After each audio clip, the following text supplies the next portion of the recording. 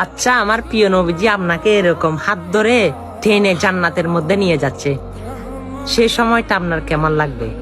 অবশ্যই নিয়ে যাবে। আপনার জন্য তো 63 সাল জিন্দেগি আমার রসুল উম্মতি উম্মতি বলে কান্না করেছে।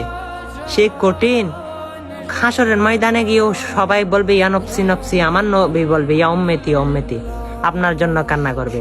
অবশ্যই কি করবেন? সে নবী যদি আপনাকে হাত টেনে যদি জান্নাতে নিয়ে যায়, সে আমলটা কি? অবশ্যই আমলটা শুনুন। আমলটা হচ্ছে হাদিস।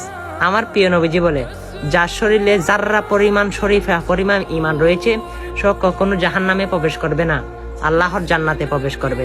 অবশ্যই সেটা কি করতে হবে? এই হাদিসটা সকল মানুষের কাছে জানিয়ে দিতে হবে, শেয়ার করে দিতে হবে। আর আপনার তো আমার মনে হয় জান্নাতের প্রয়োজন নাই। যার যার জান্নাতের প্রয়োজন নাই, সেই ভিডিওটা শেয়ার করার দরকার নাই। কারণ আপনার ভিডিওটা অন্য না দেখুক, আর আপনিও সোয়াব কামাই না করুন।